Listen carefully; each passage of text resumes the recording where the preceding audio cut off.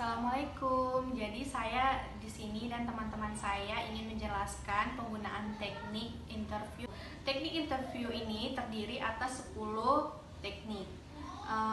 Berikut contoh interviewnya. Selamat siang. Siang. Kita mulai langsung ya wawancaranya.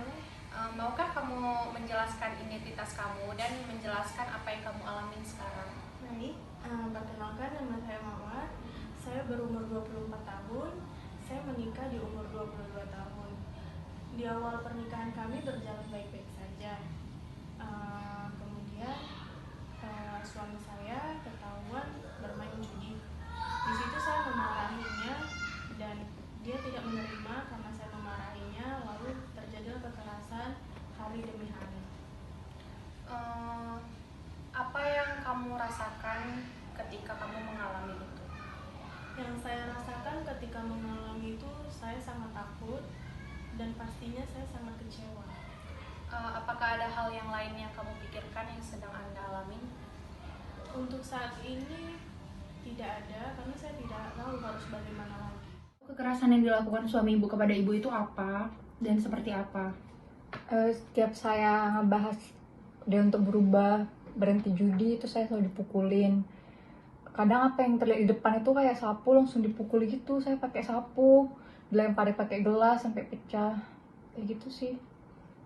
Terus saya tahu ibu mungkin merasa tertekan sekali, tapi ada nggak hal lain yang buat ibu tuh lebih merasa gelisah dan lebih sedih lagi tuh apa gitu?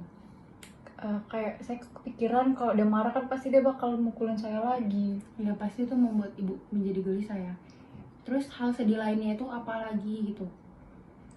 Saya baru tahu kalau sifat asli dia kayak gitu, baru ketahuan setelah nikah ini. Saya pikir sifat dia baik-baik aja. Ke proses penanganannya akan lebih baik Anda menjelaskan secara rinci bagaimana kekerasan yang Anda alami itu tuh cukup penting. Namun bagaimana hubungan yang terjadi antara suami Anda terhadap anak Anda atau dengan kerabat-kerabat yang lainnya, gimana? Nah, kalau misalnya emosinya lagi stabil, itu dia bisa kayak ke saya atau ke tetangga gitu, baik kali gitu kan. Tapi kalau misalnya emosi lagi nggak stabil, temperamennya langsung naik.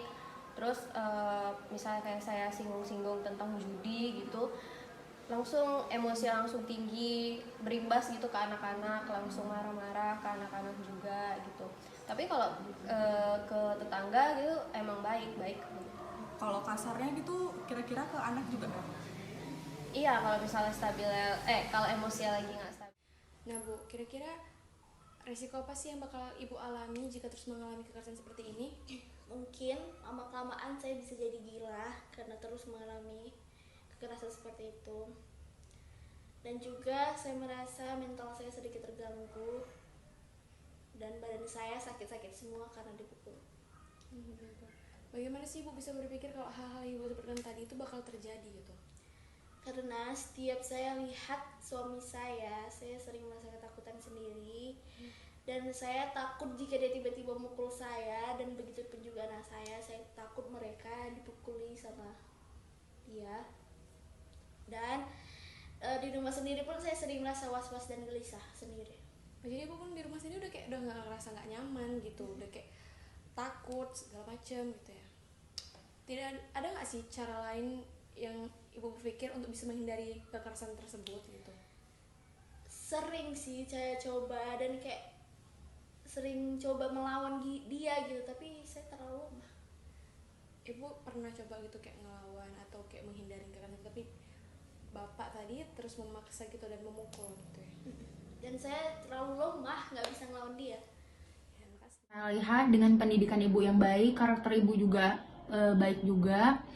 Hal apa lagi gitu sekarang yang ingin ibu lakuin, hal-hal baik apa lagi yang ingin ibu lakuin mungkin untuk bisa pelan-pelan ngerubah suami ibu atau ngerubah keadaan menjadi lebih baik lagi tuh gimana gitu? Kayaknya sih saya mau bilang ke orang terdekat dia sih, biar orang terdekatnya kan bisa ngasih tahu dia untuk berubah pelan-pelan. Mungkin kalau dari pihak keluarga saya udah ngasih tahu ibunya, tapi saya belum bilang ke keluarga besarnya karena saya takut dia dihakimi, takutnya dia nanti malah makin marah-marah, saya yang kena. Berarti ibunya juga nggak ada nyampein kayak ke ayahnya atau ke adik atau abangnya gitu-gitu ya. Karena itu memang bisa buat dia jadi makin parah sih gitu, karena dia ntar dihakimin. Berarti hal-hal baik itu yang mau ibu lakuin lagi untuk agar dia tuh bisa pelan-pelan berubah tuh, bilang ke orang terdekatnya. Itu termasuk orang kepercayaan dia atau gimana ya? Iya, orang yang dia bisa percayalah, terdekat. Baik Ibu, dari cerita tentang kejadian yang Ibu alami, kekerasan yang dilakukan oleh suami Ibu sangatlah tidak pantas, mau dengan alasan apapun. Karena kekerasan itu sendiri merupakan perbuatan yang melanggar hukum dan dapat dikenakan hukuman berdasarkan Undang-Undang Nomor 23 Tahun 2004 tentang penghapusan KDRT. Dan di sini Ibu juga tidak bersalah. Dan kekerasan yang suami Ibu lakukan terhadap Ibu juga berdampak kepada diri Ibu. Gitu ya Mbak. Hukuman apa yang bisa didapatkan oleh suami saya kalau misalnya saya buat laporan ke pihak berwajib terkait ini? Ada banyak aturan yang terkait. Namun untuk kasus KDRT terhadap kekerasan fisik, suami Ibu itu dapat terkena hukuman penjara paling lama itu 5 tahun, dan kalaupun denda itu sekitar 15 juta berdasarkan pasal 44 ayat 1 Undang-Undang KDRT. Lalu sesuai dengan yang Ibu butuhkan, kami bisa mendampingi Ibu ke pihak yang berwajib sesuai dengan peraturan atau hukum yang berlaku. Kalau saya mau buat laporan bisa didampingi gitu ya Mbak? Iya, bisa kami dampingi. Jadi gimana perasaanmu sekarang? Perasaan saya sekarang cukup tertekan sih Mbak ya, karena takut juga sekarang udah berhadapan sama suami. Saya ngerti sih, apalagi setiap keluarga pasti mempunyai masalahnya masing-masing. Tetapi ibu tidak perlu terlalu cemas yang berlebihan dan harus bijak dalam menanggapi masalah yang ibu alami. Namun memang perbuatan yang dilakukan oleh suami ibu tidak pantas untuk dilakukan karena dia memakai kekerasan.